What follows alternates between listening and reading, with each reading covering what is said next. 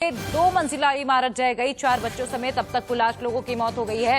Rescue कर निकाले गए 1 दर्जन से ज्यादा लोग, जिनमें से कुछ गंभीर रूप से घायल हैं। फिलहाल घायलों का अस्पताल जिला अस्पताल में चल रहा है। आपको बता दें, मलबे में अभी भी कुछ और लोगों के फंसे होने की आशंका जताई जा रही है। मौके पर एसडीएम और तमाम जो पुलिस के आला अधिकारी हैं वो मौजूद हैं। आपको बता दें, सीएम योगी ने इस पूरे हादसे में जांच के भी आदेश दिए हैं।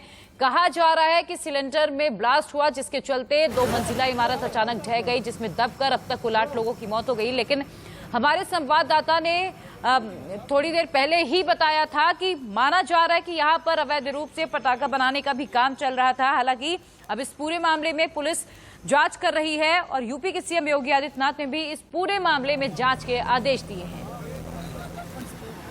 और इस पर और अधिक जानकारी के लिए सीधा रुख कर लेते हैं। हमारे सहयोगी अनुराग इस वक्त गोंडा से जुड़ चुके हैं। अनुराग, अब तक कितने लोगों का रेस्क्यू किया जा चुका है? क्या रेस्क्यू ऑपरेशन वहां पर अभी चलाया जा रहा है?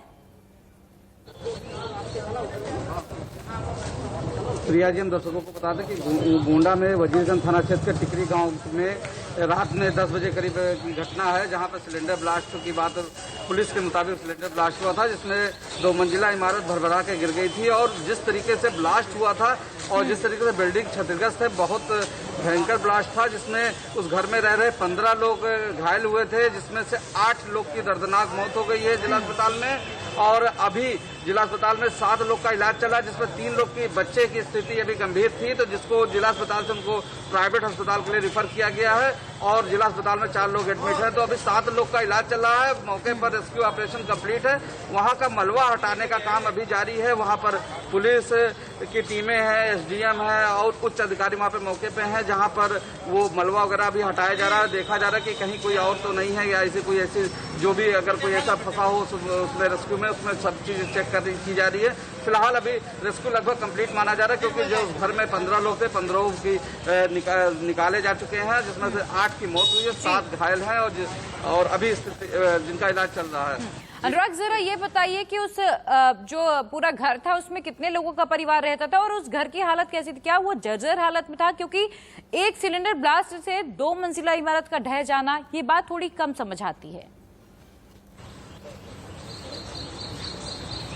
जी बिल्कुल, हम जी दर्शकों को बता दें कि जिस तरीके से ये बिल्डिंग कोई बहुत जर्जर बिल्डिंग नहीं थी, नई बिल्डिंग बनी हुई, साफ तौर पर विजुअल में देखा जा सकता है कि बहुत पुरानी बिल्डिंग नहीं थी, बिल्डिंग अच्छी पोजीशन में थी। और एक सिलेंडर से जिस तरीके से 2 मंजिला इतने खंड में हुए हैं, तो कहीं ना कहीं अपने आप में सवाल छोड़ जाता है। इसीलिए पूरे घटनाक्रम में मुख्यमंत्री योगी आदित्यनाथ ने पूरे मामले में आख्या मांगी है। जिलाधिकारी के माध्यम से कहा है कि इसको जांच कर आख्या हमको दी जाए। वहीं एडीजी लॉ एंड ऑर्डर ने वजीरगंज थाना अध्यक्ष व एलआईओ वजीरगंज को के लिए जांच के लिए उनके लिए भी निर्देश हुआ कि इनके खिलाफ जांच होनी चाहिए। किस तरीके से घटना हुई, तो इनको पहले से क्या सूचना थी या कोई इनपुट था या नहीं था, तो सभी पहलुओं पर भी जांच की बात कर रहे हैं और जांच के बाद कार्रवाई की बात हो रही है। लेकिन कहीं ना कहीं ये घटना गोंडा में सवालिया निशान खड़ा कर रहा है। कहीं ना कहीं ये घटना सवालिया निशान भी खड़े करती है। बहुत बहुत शुक्रिया अनुराग इस तमाम जानकारी के लिए, क्योंकि अगर एक सिलेंडर ब्लास्ट से 2 मंजिला इमारत गिरती है, अपने आप में ये कई सवाल खड़े करती है। हालांकि योगी आदित्यनाथ ने इस पूरे मामले में जांच के आदेश दिए हैं। चलिए आगे बढ़ेंगे। कोरोना के नए केस में रिकॉर्ड कमी देखी गई है। देश भर में 1,33,000 से ज्यादा नए केस मिले। पिछले 24 घंटे में 3,204 लोगों की मौत की खबर है। आपको बता दें कि अब कोरोना के आंकड़ों में लगातार कमी आ रही है और राहत भरी खबर यह भी है कि रिकवरी रेट लगातार इंक्रीज हो रहा है। अगर हम बीते दिन की बात करें तो 1,33,000 केस आए और 2,31,000 लोग ठीक हुए हैं।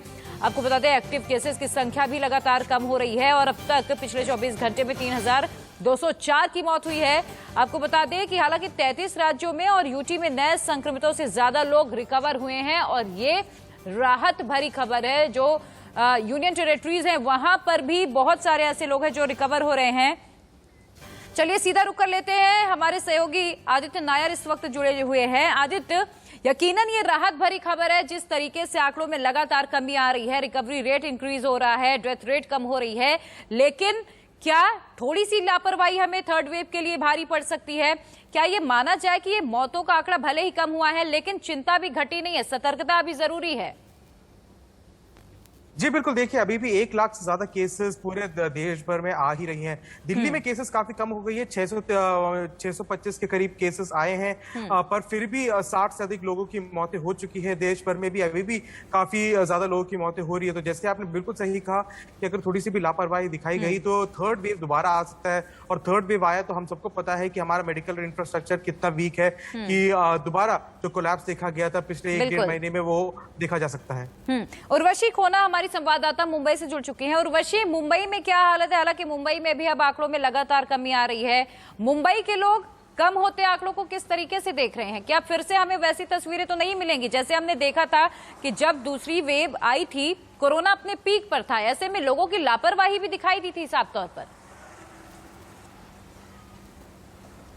जी बिल्कुल, और ऐसा होना ज़रूरी ऐसा होना नहीं चाहिए, ये भी बहुत ज़रूरी है, क्योंकि हम आपको बता दें कि सेकेंड वेव के दौरान ये कहीं ना कहीं बड़ी लापरवाही थी, जहां पे मुंबई और महाराष्ट्र में केसेस इतने बढ़े।